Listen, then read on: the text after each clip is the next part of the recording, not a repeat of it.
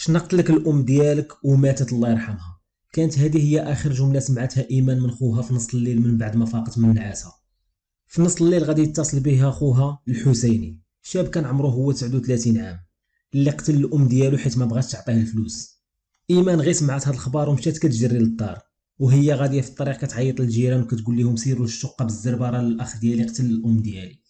واحد من الجيران اللي اتصلت بهم ايمان مشى كيجري للشقه وبدا كيهرس في الباب حتى فتح ليه المتهم، وهو كيحاول يبعد على راسو الشبهه. المتهم بدا كيدخل ويخرج في الهضره، وقال لهم باللي الام ديالي قالت لي بغات تمشي للجنه ومن بعد طاحت على راسها. ولكن مع الوقت ما بقى عنده فين يهرب، واعترف قدام البوليس اللي جاو بسرعه. ما بغاش تعطيني الفلوس وقتلتها بالحزام، يعني شنقتها. الجيران بداو كيترحموا على المرحومه وكيهضروا على المتهم، وقالوا عليه باللي كان مدمن على الشراب، وكان كيجيب ديما عرام ديال القراعي وكيشربهم كاملين. باش ما نطولوش الفيديو كتار خلينا نبداو في القصه مباشره. واحد الشاب في الثلاثينات عنده واحد اللحيه وما منظمش راسو، كان كيشري السجاير من عند مولات الحانوت اللي سميتها كارا. هادشي اللي وثقاتو كاميرا المراقبه اللي وثقات اخر اللحظات ديال الحسيني قبل ما يطلع للدار وشنق الام ديالو اللي كان العمر ديالها هو 73 سنه. مولات الحانوت كانت شاهده على هذا الموقف وقالت غير جا خدم عندي الكارو وطلع للدار شويه وهي تسمع الجيران كيغوتوا كيقولوا الحسيني قتل الام ديالو. ايه اللي حصل يا مكرم؟ نفس حاجة. هو جاء هناك أخذ 4 سجاير وطلع وبعد كده في بعد كده بعدها بساعة بالظبط راحوا قالوا سمعنا صراخ. سمعنا صراخ، ولما سمعنا صراخ هم قالوا يا فين؟ قالوا ده حسين ولادها خنقوا. ايه تعرفي ايه عن الست اللي هي الضحيه دي اللي ابنها قتلها؟ كويس وغلباني. معديه 70 سنه هي. معديه، ايوه معديه. ابنها بقى الحسيني ده احكي لي كده عنه. هو بص لما بيشرب ادويه بس بياخد اللي هو الدواء ده. الدواء ده ما عرفتيش ان هو قتلها ازاي؟ لا ما اللي سمعتيه. انا لو انا قاعده ما اتحركتش من مكاني وانا قاعده. فجأة لقيت الشرطة. فجأة لقيت الشرطة جت فجأة لقيت سمعنا صراخ هم يقولوا ام حسين شنقها ولدي. سكا خنقها وكتم بوك. ايه حقيقة ان هو كان بيستولي على فلوسها وحاجاتها؟ كرم كتحكي القصه وكتبكي على المصير ديال صاحبتها انعام سيد متولي. ساعات قليله قبل المأساة كانت انعام عندها وكتعاود لها على المعاناه مع ولدها.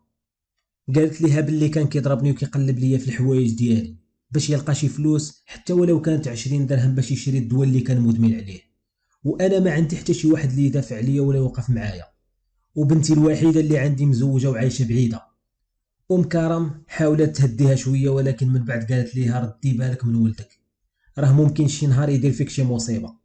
وفي الاخر تنهدات وبحزن كبير وقالت قتلها، وقلبي كان حاسس بهادشي.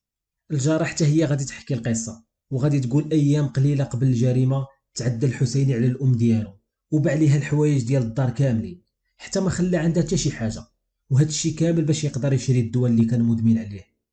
الناس اللي ساكنين حدا دار انعام كانوا كيعاملوها بحال فرد من عائلتهم، كانوا عارفين معاناتها مع ولدها، وحتى ملي كان كيجيو كيسرقهم كانوا كيسامحوه غير باش انعام ما طيحش في المشاكل، حيت الجيران كاملين كانوا كيبغيوها وعارفينها مرا كبيره وما عندهاش القوه تبقى تجري في المحاكم وراه اذا شدوه البوليس.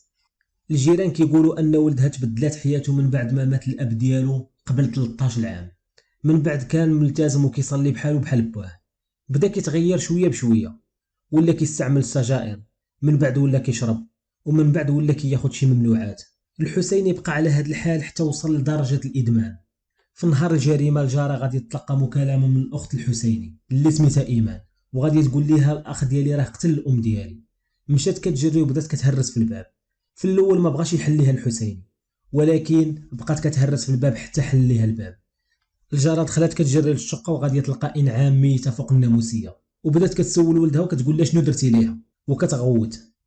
ما دازش وقت طويل حتى تجمعوا الناس ديال الحومه كاملين، وهو بدا كيبدل كلامه كل مره يقول لهم شنقتها بالحزام، ومره يقول لهم طاحت على راسها ومشات للجنه وجيت ولقيتها روحها طلعات. وحده من الجاره غاديه تقول ان قبل دقائق من الجريمه كانت عندها انعام، وقالت ليها غادي نمشي نصلي العشاء ونجلس نستغفر الله شويه. ما كانتش عارفه ان هذه غادي تكون اخر لحظه في حياتها على يد ولدها.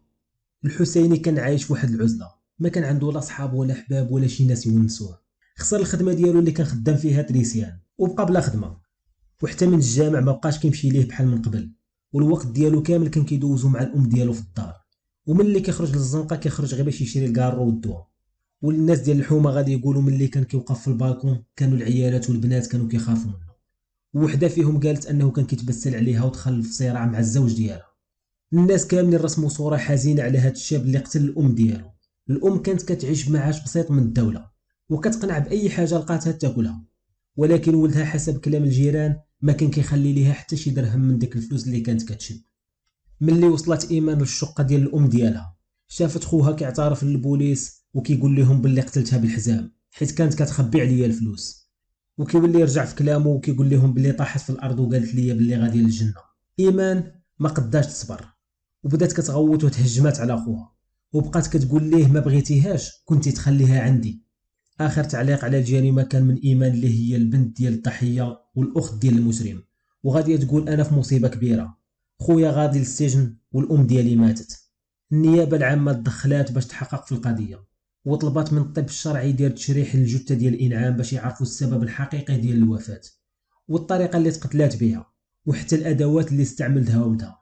وفي انتظار النتائج ديال الطب الشرعي النيابه العامه غادي تحبس المتهم على ذمه التحقيق باش يزيدوا يتعمقوا في الحقيقه ديال هذه الجريمه المأساويه. الا وصلتي معنا حتى لهنايا فراه غادي تكون سالات القصه ديال اليوم. ما تنساوش تخليو لينا تعليقاتكم.